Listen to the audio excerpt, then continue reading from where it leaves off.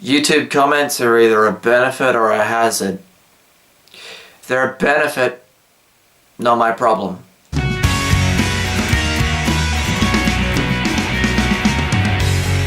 Hey there everybody, Tom here. Thank you very much for visiting my YouTube channel and this, my quick review of the original 1982 film Blade Runner. And of course I am reviewing this because Blade Runner 2049, the sequel that takes place 35 years after this one, comes out this upcoming week and I'm really looking forward to it. Now I'm going to keep this review spoiler free in case you guys haven't seen the original Blade Runner. All my reviews are going to be spoiler free unless of course I say so in the video or it's in the title itself, so you don't have to worry about that. I got to see Blade Runner last night on the big screen at my local cinema. They had a screening of it, they were showing it, and first of all, this movie is, it looks fantastic on the big screen. I didn't think it would look, you know, as good as it did on a proper theatre cinema screen, and it looked amazing.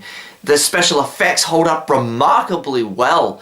For a film that's 35 years old, the special effects, the ships, the sweeping shots of futuristic 2019 LA, which is only 2 years away, which I don't think we're gonna get to that point by then, but anyway. When I saw this movie back in high school for the first time a few years ago, I remember watching it and thinking, I don't like it that much. It's not my kind of movie, you know, dystopian futures aren't really my thing.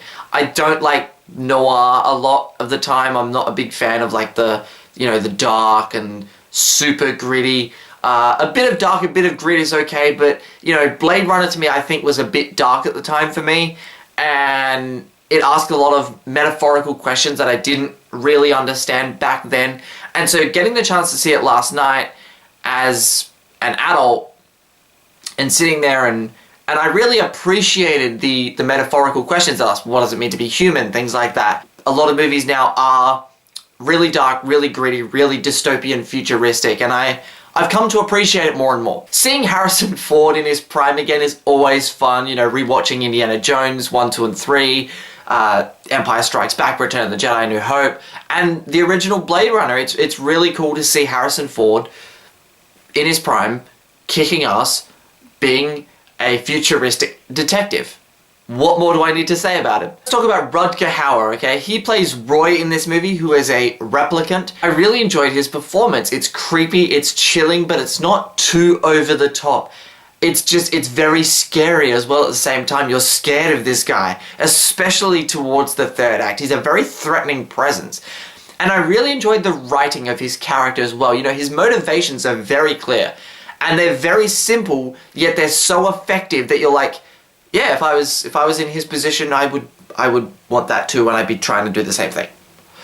His motivation is, it's not just, I want to destroy the world. He doesn't have that. It's not a typical villain role, and I really enjoyed it. And I really enjoyed seeing the way this movie ends. You know, this movie ends, and you're like, what happens? Your enjoyment of this movie will depend on which version of the film you see, so make sure you get a clear answer of which version you're about to watch before you sit down to see Blade Runner.